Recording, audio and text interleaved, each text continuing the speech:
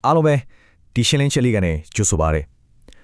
ဒီနေ့မှာတော့ခစ်တဲ့လူငယ်ဆောင်တွဲတိုင်းလို့အချိန်တစ်ခုရောက်လာရင်ရှောင်လွှဲလို့မရပဲကြုံတွေ့ရတတ်တဲ့စိတ်ပိုင်းဆိုင်ရာအခြေအနေတစ်ခုကိုအရှိတရားရဲ့စိတ်ပညာရှုထောင်ရဲ့ပေါင်းဆက်ပြီးအတူတူလေ့လာတော့ကြမှာပါ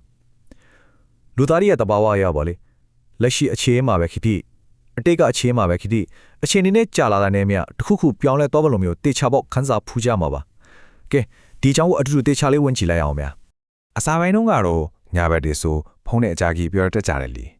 ဒါပေမဲ့တဖြည်းဖြည်းနဲ့စာရိုလေးတွေလောက်ပဲပိုဖြစ်ကော်တဲ့အချိန်မျိုးရောက်လာတဲ့အခါရင်းတွေမှာတိတ်ဆိတ်တဲ့စိုးရင်ပူပန်မှုလေးတွေစပ်ပြီးဝင်လာတတ်ပါတယ်သူရင်ကတော့မချစ်တော့ဘူးလားငါတို့ကြားမှာဘာရီများမရေးနေပြီလဲဆိုတဲ့မင်းခွန်းတွေကခေါင်းထဲမှာပိတ်တင်ထက်နေတတ်ပါတယ်တကယ်တော့ဒါဟာအချစ်တီရောတော်တာလားဒါမှမဟုတ်ပုံမှန်အပြောင်းလဲတစ်ခုပဲလားဆိုတာကိုတေချာခွဲခြားတည်ဖို့အရင်ကိုရေးကြည့်ပါတယ်ချစ်သူတက်တန်းတဲ့နဲ့ဒါမှမဟုတ်နှစ်ဝန်းကျင်လောက်ကိုရောက်လာပြီဆိုပါစို့အဲ့ဒီအချိန်မှာအချစ်ရဲ့စွမ်းအင်ကြီးတစ်ခုလုံးရုတ်တရက်ပြောင်းလဲသွားတယ်လို့မျိုးကြောက်လန့်စရာကောင်းအောင်ခံစားလာရတတ်ပါတယ်ညဘက်ဒီမှာဖုံးနေအကြိုင်းမပြောဖြစ်တော့ဘူးတွေးတိုင်းလည်းအရင်လိုရင်မခုန်တော့ဘူးပြီးတော့အရင်ကတော့ဦးစားမပြီးခံရတော့ဘူးလို့ကိုခံစားလာရတယ်ဒီလိုမျိုးတွေဖြစ်လာရင်အများစုကတန်တရားတွေစဝင်လာပြီးပြဿနာတွေစဖြစ်ကြတော့တာပါပဲအဖိုင်းကျစ်ဗျာရည်စံကာလာရဲ့လေစားမှုရင်ခွန်းတန်းရဲ့နောက်ွယ်ကသိပ္ပံပညာဒီပြောင်းလဲမှုကြီးကိုစိတ်ခံစားချက်တက်တက်နဲ့ထိတ်လန့်နေမဲ့အစားသိပ္ပံပညာရခန္ဓာကိုယ်မှာဘာတွေဖြစ်နေလဲဆိုတဲ့အမှန်တရားကိုအရင်ဆုံးကြည့်လိုက်ကြအောင်ပါတကယ်စိတ်ဝင်စားစရာကောင်းတာကဒိုပါမင်လို့ခေါ်တဲ့ဟော်မွန်ကြောင့်ပါပဲ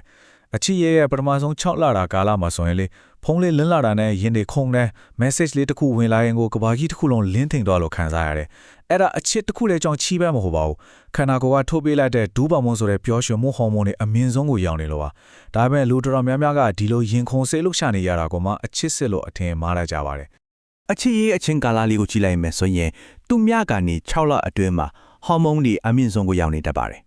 ဒါပေမဲ့တနစ်ဝန်းကျင်လောက်ရောက်တဲ့အခါမှာတော့အဲ့ဒီဟော်မုန်းတွေဟာထက်ဖေးဖေးချင်းယောကျလာပြီးပုံမှန်အနေထားကိုပြန်ရောက်သွားပါတယ်။နှစ်နှစ်ကျော်လာတဲ့အခါမှာတော့လုံးဝကိုတည်ငြိမ်သွားပါပြီ။ဒီလိုခန္ဓာကိုယ်ကတဘာဝအတိုင်းပုံမှန်ပြန်ဖြစ်သွားတာကိုပဲချစ်သူတွေကအရင်ကလုံးမချစ်တော့ဘူးဆိုပြီးအထင်လွဲသွားတတ်ကြပါတယ်။ဆိုတော့အဓိကအရေးကြီးတဲ့အချက်ကပါလဲဆိုရင်လူခန္ဓာကိုယ်ကြီးကအဲ့လိုစွမ်းရင်အမြင့်ဆုံးအခြေအနေကြီးနဲ့တစ်လုံးအမြဲတမ်းသွားနေဖို့ဆိုတာလုံးဝကိုမဖြစ်နိုင်ပါဘူး။စဉ်းစားကြည့်လေ။အမြဲတမ်းရင်ခုန်နေရင်နှလုံးရောအောင်ရသွားနိုင်နေမဟုတ်လားဒါကြောင့်ဟော်မုန်းတွေပုံမှန်အနေထားကိုပြန်ရောက်သွားခြင်းဟာတဘာဝကျတယ်လို့ကျမ်းမာရင်နဲ့ညီညွတ်တဲ့လိုအပ်ချက်တစ်ခုသာဖြစ်ပါတယ်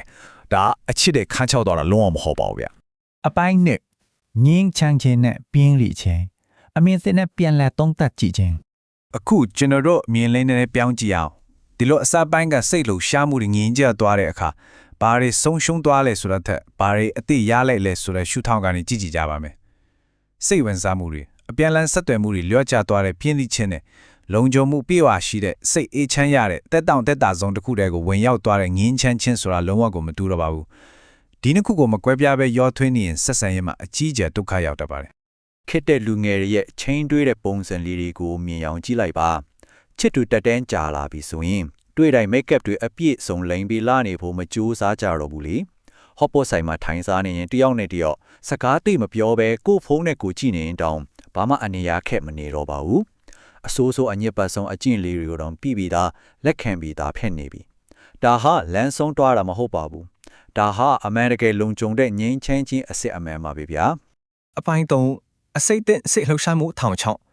ပြဿနာရှာတာကိုအခြေလို့ထင်အောင်ထင်မှားထစ်ချင်းဝမ်းနဲ့စရာကောင်းတာကတချို့လူတွေကအဲ့လိုငင်းချမ်းသွားတဲ့အခြေအနေကိုလက်မခံနိုင်ကြဘူး။ဒါကြောင့်အချီရဲယဉ်ကျေးမှုရဲ့အမောင်းပချမ်းကိုနည်းနည်းဆွေးနွေးကြည့်ချင်ပါတယ်။အချို့ဆုံတွဲတွေကြမှာအရန်ကိုပင်ပန်းစရာကောင်းတဲ့တန်တရားကြီးတစ်ခုလေပတ်နေတတ်ပါတယ်။ဂယုစိုက်ခံခြင်းလို့အကြောင်းမဲ့တက်တက်ရန်စာဖြစ်မယ်။စိတ်ဆိုးပြီးဖုန်းတွေဆိုရှယ်မီဒီယာအကောင့်တွေအကုန် block လုပ်ဖြစ်မယ်။ပြီးရင်ပြဿနာဆန်ကြီးကျယ်ခဏစွာတောင်းပန်ပြီးဖြန့်အဆင်ပြေသွားကြမယ်။ဒီလိုအစိတ်တဲ့ဖြိုမှုတွေကိုဖုန်မှန်ခိစအခုလူတတ်မှတ်လာကြတယ်။ဒီလိုစိတ်လှုပ်ရှားမှုမျိုးစုံရှိနေမှသာတကယ်ချစ်တာလို့ထင်အောင်ထင်မှဖြစ်နေကြတာပါတေချာစဉ်းစားကြည့်ရင်ဒါဟာစိတ်လှုပ်ရှားမှုကိုခံစားချင်ယုံတတ်တတ်နဲ့ရရှိထားတဲ့ငြိမ်းချမ်းမှုကိုတမင်တက်တက်ဖြက်စီးပစ်နေတာပါပဲတချို့လူတွေကငြိမ်းချမ်းတည်ငြိမ်မှုကိုပြင်းစရာကြီးလို့သတ်မှတ်တတ်ကြတယ်အဲဒီတော့အစပိုင်းတုန်းကရခဲ့တဲ့ရင်ခွန်းတန်အမြင့်မားဆုံးစွမ်းရင်ကိုအမြဲတမ်းလိုချင်တဲ့လောဘကြောင့်တကယ်တမ်းခိုင်မာနေတဲ့ဆက်ဆံရေးတွေကိုကိုယ်တိုင်ပြန်ဖြိုခွဲတတ်ကြတယ်အပိုင်းလေးအချစ်ရဲ့အမှန်တရားခံစားချက်တွေရဲ့အလွန် အခုဆိုရင်ကျွန်တော်တို့ဟာဒီရှင်းလင်းချက်ရဲ့အရေးကြီးဆုံးအနှစ်သာရအပိုင်းကိုရောက်လာပါပြီ။ခံစားချက်တွေငြိမ်သက်သွားတဲ့အချိန်မှာရေရှည်ခိုင်မြဲတဲ့လက်တွဲဖို့ဖြစ်ဖို့ဆိုတာဘယ်လိုမျိုးလဲဆိုတာကိုအတိတ်ပဲအသစ်ဖွင့်ဆိုကြည့်ကြပါမယ်။အချစ်ဆိုတာခံစားချက်တက်တက်မဟုတ်ဘူးရွေးချယ်မှုပါ။မထပါဗျာ။တဘာဝအလျောက်ဖြစ်ပေါ်လာတဲ့ရင်ခုန်တန်တွေလက်ပြတွေပြန်ဝဲတဲ့လိုခံစားချက်တွေအကုန်လုံးရပ်တန့်သွားတဲ့နေ့ရောက်မှသာတကယ်အချစ်စစ်ဆိုတာစတင်တာဖြစ်ပါတယ်။ မနေ့အရာနိုးလာလုံးတစ်ဖက်လူရဲ့ဆန်မင်ဖောင်းပူပွားချီကိုမြင်နေရတဲ့တိုင်အောင်အလုတ်ပင်မဲလို့မြကွင်းညွန့်ညိုဝင်တဲ့တာမန်ရုပ်ကြီးလေးထိနေတဲ့တိုင်အောင်ပြီးတော့နည်းနည်းစိတ်ကောက်တတ်တဲ့စိတ်အိုက်စေရကောင်းတဲ့နေ့စဉ်အကျင့်လေးတွေကိုအကုန်သိနေတဲ့တိုင်အောင်ဒီလူကိုပဲဆက်ပြီးရွေးချယ်လဲဆိုတဲ့ချက်ကတကယ်ကိုလှပလွန်ပါတယ်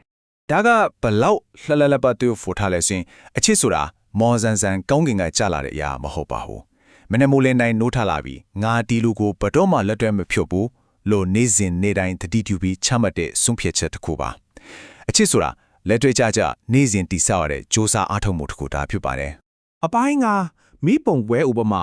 မီးတောင်များနဲ့မီးခဲများ ဒီချက်တွေကိုပိုပြီးရှင်းလင်းသွားအောင်တကယ်ကိုအားကောင်းတဲ့မိဘုံပွဲဥပမာလေးတစ်ခုနဲ့ပုံဖော်ကြည့်ကြရအောင်မိဘုံပွဲတစ်ခုဆက်လုပ်တဲ့အချိန်မှာ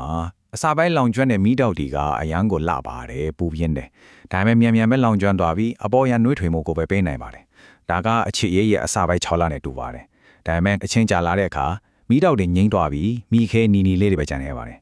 အဲ့ဒီမိခဲလေးတွေကအရင်ကလိုမေစီပတာရမဖြစ်တော့ပေမဲ့အရန်ကိုနှက်ဆိုင်ပြီးမိတောက်တွေထပ်ပိုးပြီးအချင်းကြာနှွေးထွေမှုကိုပေးစွမ်းနိုင်ပါတယ်ဒါကတော့ရင်းကျက်တဲ့ငိမ့်ချမ်းတဲ့အခြေအနေနဲ့တူပါတယ် ဆက်ဆံရေးတစ်ခုကရိုးရီပြီးပြင်းစရာကောင်းလာပြီလို့ခံစားရရင်လမ်းခွဲဖို့ချစ်ချင်းမတွေးလိုက်ပါနဲ့ဒါဟာထပ်ပြေးရမယ့်အချိန်မဟုတ်ပါဘူးအဲ့ဒီနှွေးထွေးတဲ့မိခဲလေးတွေကိုပြန်မွေးဖို့အရှင်ရောက်နေပြီဆိုတာသတိပြုရမယ့်အချိန်ပါ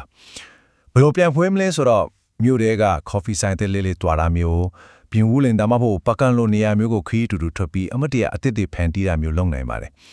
ပြီးတော့ရင်ပတ်တက်ကစကားတွေကိုတေးကြအချင်းပေးပြီးပြန်ပြောပါ အခုဆိုရင်အားလုံးပဲသဘောပေါက်လောက်ပြီးထင်ပါတယ်ဒီနေရာမှာစဉ်းစားစရာမေးခွန်းတစ်ခုရှိလာပါတယ်လက်ရှိဖြစ်တန်းနေတဲ့အချစ်ရေးကလောင်ကျွမ်းစဲမီးတောက်တွေလိုရင်ခွန်းစရာအဆင့်မှာရှိနေတာလားဒါမှမဟုတ်မီးခဲလေးလိုနှွေးထွေးပြီးနှဆိုင်တဲ့ငိမ့်ချမ်းမှုအဆင့်ကိုရောက်နေပြီလားဆိုတာပါပဲတကယ်လို့ဒုတိယအဆင့်ကိုရောက်နေတယ်ဆိုရင်တော့အဲ့ဒါတကယ်အချစ်စစ်အဆင့်ကိုရောက်နေတာဖြစ်တဲ့အတွက်ဂုဏ်ယူလိုက်ပါလို့ပြောချင်ပါတယ်ဒီရှင်းလင်းချက်လေးကနေအခြေရေးနဲ့ပတ်သက်ပြီးဗဟုသုတအသစ်တွေရရှိသွားမလို့မျှော်လင့်ပါတယ်နောက်ထပ်စိတ်ဝင်စားစရာအကြောင်းအရာတွေနဲ့ထပ်ဆုံကြပါမယ်ဗျာအချင်းပေးပြီးကြည့်ရှုပေးတဲ့အတွက်အားလုံးကိုကျေးဇူးတင်ပါတယ်